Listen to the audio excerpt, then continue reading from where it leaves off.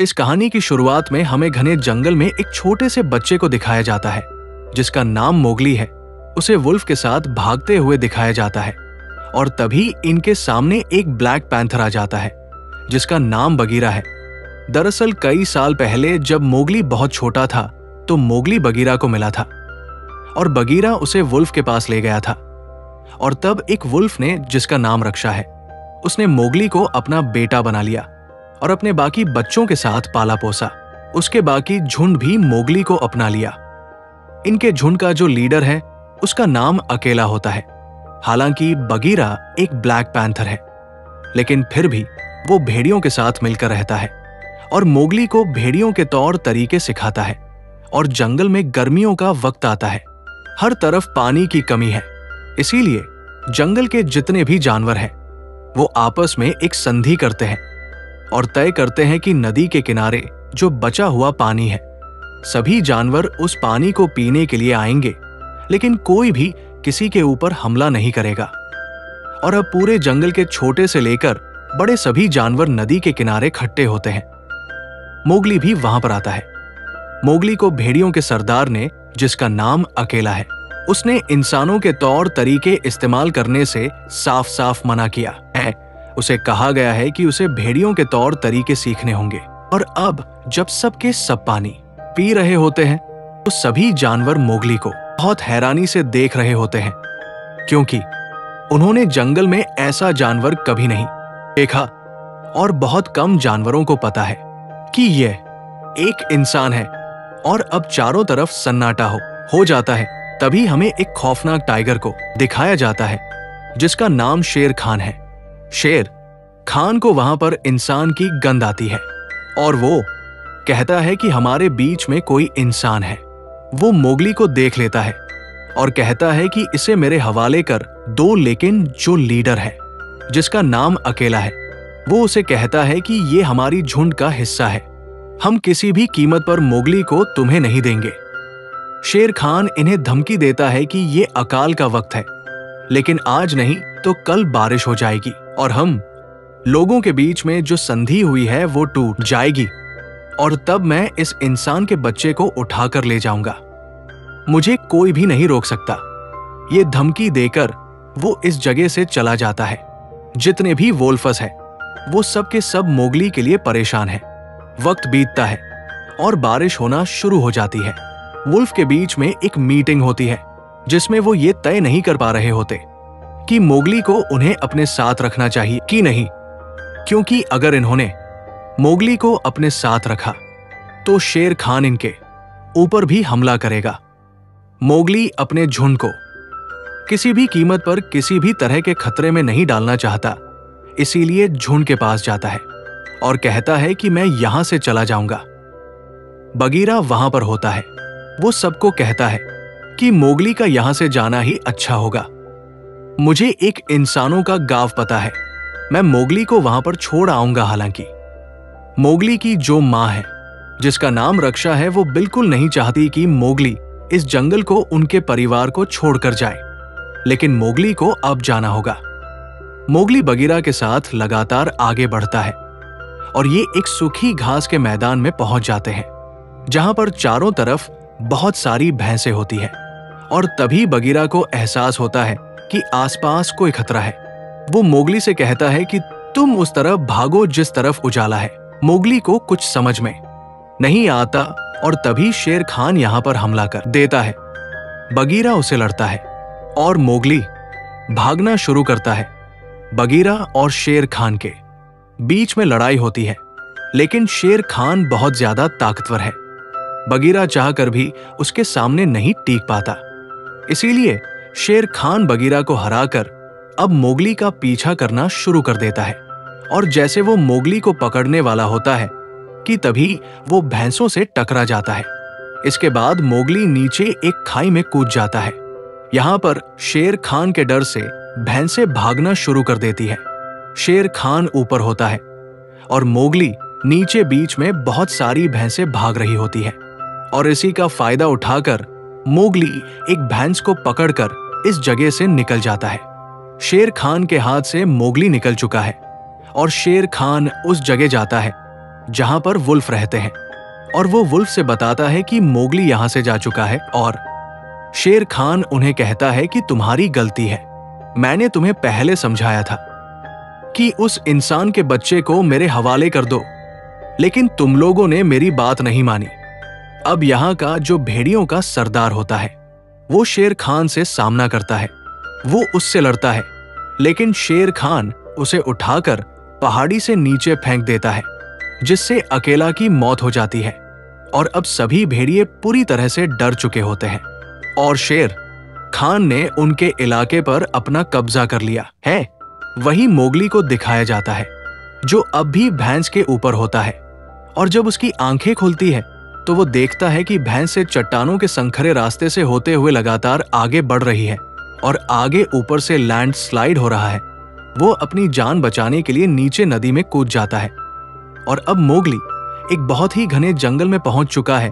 Mowgli भूखा होता है, इसीलिए फल खाने के लिए एक पेड़ के ऊपर चढ़ जाता है। तभी यहां पर कुछ छोटे छोटे एनिमल्स आते हैं जो उसके फल उठाकर भाग जाते हैं। मोगली उनका पीछा करता है और वो अब रास्ते को पूरी तरह से भूल चुका है। वो नदी से भी दूर आ चुका है। और जब वो एक पेड़ के ऊपर होता है तभी उसके सामने एक बहुत ही बड़ी पाइथन स्नेक आ जाती है, जिसका नाम का होता है। का मोगली की आंखों में देखती है और उसे हिप्नोटाइज कर लेती है, जिससे मोगली को उसका पास्ट याद आता है। जब वो बहुत छोटा था वो देखता है कि किस तरह से गुफा के अंदर उसके पिता ने उसकी जान बचाने के लिए शेर खान से लड़ाई की थी। उनके हाथ में एक आग से जलती हुई मशाल थी, जिससे उन्होंने शेर खान के ऊपर हमला भी किया था। और आज भी उसका निशान शेर खान की आंखों में है। अब जब मोगली के पिता बचपन में मारे गए थे तो उसके पास बगीरा आया और बगीरा उसे भेड़ियों के पास ले गया, यहां पर जो बहुत बड़ा पाइथन स्नेक है, जिसका नाम का है। दरअसल मोगली को अपनी बातों में लगा रही होती है ताकि उसे निगल जाए। वो बहुत ज्यादा भूखी होती है और इससे पहले कि वो मोगली को खाती यहां पर एक भालू आ जाता है, जिसका नाम बल्लू है। वो का के ऊपर हमला करता है और मोगली को बचाकर यहां से ले जाता है। दरअसल मोगली बेहोश हो गया था और अब जब उसे होश आता है तो उसके सामने भालू होता है और मोगली से कहता है, देख बच्चे, मैंने तेरी जान बचाई है, इसके बदले तुझे मेरा भी काम करना होगा। मोगली यहां से जल्द इंसानों की बस्ती तक जाना चाहता है, इसीलिए वो जाने लगता है, लेकिन भालू उसे रोक लेता और कहता है कि शहद तोड़ने में मेरी मदद कर दे, जल्द ही सर्दी आने वाली है और मुझे शहद की बहुत ज्यादा जरूरत है। मोगली उसकी मदद करने के लिए तैयार हो जाता है। वो बल्लू के लिए बहुत सारा शहद तोड़ता है, जिसे देखकर बल्लू बहुत ज्यादा खुश हो जाता है और कहता है, क्यों ना तू मेरे साथ ही रुक जा, हम दोनों अच्छे दोस्त बन जाएंगे, बहुत सारा शहद इकट्ठा करेंगे और पूरी सर्दियों मजे करेंगे। हम यहाँ पर बहुत मस्ती कर सकते हैं। पर मोगली कहता है कि बगीरा ने मुझे यहाँ पर रुकने के लिए मना किया है। बल्लू कहता है, बगीरा तो मेरा दोस्त है, मैं उसे जानता हूं, तुम चिंता मत करो, तुम्हें यहाँ पर किसी भी तरह की कोई भी तकलीफ नहीं होगी, मैं तुम्हारी रक्षा करूंगा। मोगली और बल्लू के बीच में बहुत अच्छी दोस्ती हो जाती है। अगली सुबह जब ये दोनों मस्ती कर रहे होते हैं तभी यहाँ पर बगीरा आ जाता है, जो मोगली को इस जगह देखकर हैरान हो जाता है। दरअसल उसे लगा था कि अब तक मोगली इंसानों की बस्ती में पहुंच चुका है, मोगली अभी भी जंगल में होता है। मोगली बगीरा को देखकर बहुत खुश होता है, वो उसके गले लग जाता है और बगीरा से कहता है कि हम दोनों दोस्त हैं, हम दोनों हमेशा साथ रहेंगे। इसके बाद मोगली बगीरा को गुफा के अंदर ले जाता है, जहां पर उसने बल्लू के लिए बहुत सारा शहद तोड़ा होता है। ये देखकर उसे बहुत गुस्सा आता है और वो कहता है कि हमने तुम्हें पहले समझाया था कि तुम इंसानी तौर तरीकों को जंगल में इस्तेमाल नहीं करोगे, तुम्हें एक अच्छा भेड़िया बनना है और फिलहाल तुम इंसानों की बस्ती में जाओगे और कल ही हम इंसानों की बस्ती की तरफ निकल पड़ेंगे। और जब ये रात को सो रहे होते हैं तभी मोगली को हाथियों की आवाज आती है और जब वो हाथियों के पास जाता है तो वो देखता है कि वहां पर एक हाथी का बच्चा गड्ढे के अंदर फंस चुका है। मोगली रस्सी लाता है और हाथी के बच्चे को रस्सी की मदद से बाहर निकाल देता है बगीरा, और बल्लू भी ये देख रहे होते हैं। जिससे उन्हें बहुत खुशी होती है। और अब बगीरा बल्लू को बताता है कि शेर खान ने अकेला को मार दिया है और उसका अगला शिकार अब मोगली है। वो किसी भी कीमत पर मोगली को हासिल करके उसे मारना चाहता है। और जब बल्लू को ये बात पता चलती है कि शेर खान मोगली के पीछे है, तो बल्लू को समझ में आ जाता है कि वो शेर खान से मोगली को नहीं बचा सकता। इसीलिए वो मन मारकर मोगली के पास जाता है और उसे झूठ कहता है कि तुम मेरे दोस्त नहीं हो, मैंने शहद इकट्ठा करने के लिए तुम्हारा इस्तेमाल किया था, अब तुम यहां से जा सकते हो। मोगली को यह सुनकर बहुत बुरा लगता और भागकर एक पेड़ के ऊपर जाकर बैठ जाता है। तभी वहां पर बहुत सारे बंदर आते ही और मोगली को उठाकर अपने साथ ले जाते हैं। बगीरा और बल्लू भी उसका पीछा करते हैं, पर अब वो बंदर मोगली को चट्टान के ऊपर एक बहुत पुराने किले में ले जाते हैं, जहां पर इन बंदरों का किंग, जिसका नाम लुई है, जो कि बहुत ही विशाल होता है, वो रहता है। और जब वो मोगली को यानी कि इंसान को देखता है तो वो मोगली से एक डील करना चाहता है। वो कहता है कि तुम इंसान के बच्चे हो और तुम्हें पता है कि डी रेड फ्लावर यानी कि रक्त फूल, जिसे आग कहा जाता है, उसे कैसे प्रोड्यूस किया जाता है। तुम मुझे वो रक्त फूल लाकर दे दो ताकि मैं इस पूरे जंगल में सबसे ज्यादा शक्तिशाली बन जाऊं। बदले में मैं तुम्हारी जान शेर खान से बचाऊंगा। और मोगली कहता है, मुझे रक्त फूल के बारे में कुछ नहीं पता, मुझे नहीं पता कि वो कहां पर है। और अब यहां पर बल्लू आ जाता है। वो मंकी किंग लुई को अपनी बातों में उलझाता है और तभी बगीरा मोगली को इशारा करता है। दोनों वहां से भागना शुरू करते हैं। तभी एक बंदर उन्हें देख लेता है और अब लुई भी इनका पीछा करता है। जहां पर बगीरा और बल्लू सभी बंदरों से लड़ रहे होते हैं, मोगली लुई से अपनी जान बचाता हुआ खंडहरों तक पहुंच जाता है, जहां पर लुई भी उसके पीछे आता है। और अब वो मोगली को बताता है कि तुम्हारे सरदार अकेला को शेर खान ने तुम्हारी वजह से मार दिया है, वो तुम्हें भी मार देगा, इसीलिए तुम मेरा साथ दो। पर मोगली साफ साफ माना कर देता। वो कहता है कि तुम झूठे हो, अकेला जिंदा है। लुई मोगली से कहता है कि शायद तुम्हारे दोस्तों ने तुम्हें बात नहीं बताई, पर यह बात पूरी जंगल को पता है। अकेला की मौत की खबर सुनकर मोगली पूरी तरह से टूट जाता है। मोगली कहता है कि वापस मैं अपने झुंड के पास जा रहा हूं। लुई उसे पकड़ने के लिए अंदर आता है, जिससे पूरा का पूरा किला गिरने लगता है। मोगली किसी तरह से पेड़ के ऊपर छलांग लगाकर बच जाता है और लुई किले के मलबे के नीचे दब जाता है। और अब मोगली बल्लू और बगीरा से कहता है कि तुम झूठे हो, तुमने मुझसे झूठ कहा, तुमने मुझे अकेला के बारे में नहीं बताया। और अब मैं वापस अपने झुंड के पास जा रहा हूं, पर सबसे पहले वो इंसानों की बस्ती में जाता है, जहां पर वो देखता है कि आग जल रही है, जिसे जंगल में रक्त फूल कहा जाता है, जिससे हर एक जानवर डरता है। वहां से आग की एक मशाल उठाता है और सीधा अपने झुंड की तरफ भागता है और रास्ते में उसकी मशाल की चिंगारियां सूखे पत्तों के ऊपर गिर जाती है, जिससे जंगल में आग लगना शुरू हो जाती है। और अब मोगली उसी जगह पहुंच जाता है जहां पर उसके सभी साथी यानी कि भेड़िए है। यहां पर शेर खान भी होता है, जो मोगली के हाथ में मशाल देखकर कहते हैं कि देखो, तुमने जंगल का क्या हाल किया, इंसानों के बीच में जाकर तुम भी अब पूरे इंसान बन चुके हो।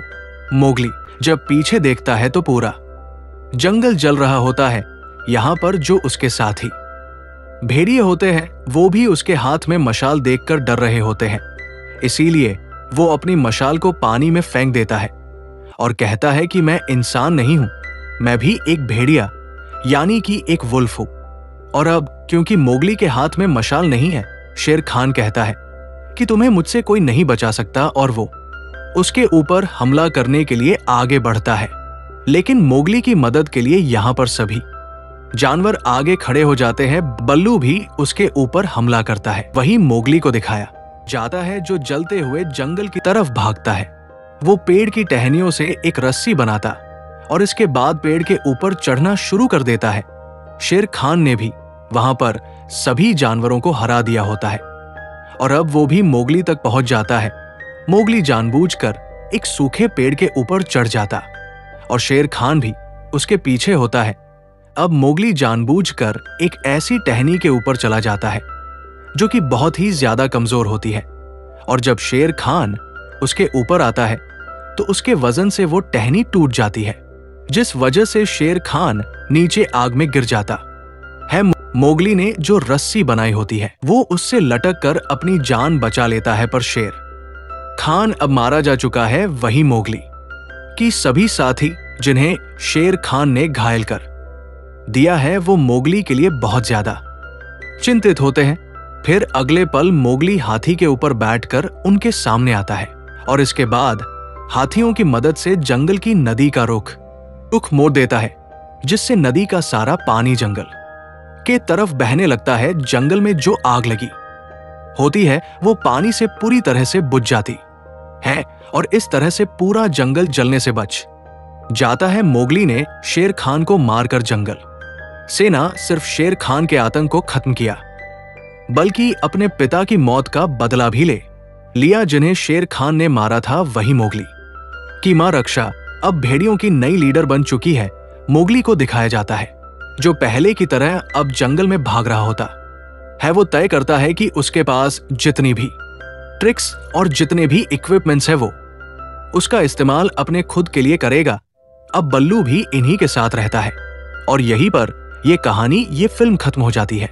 उम्मीद करता हूं कि ये कहानी आपको पसंद आई होगी।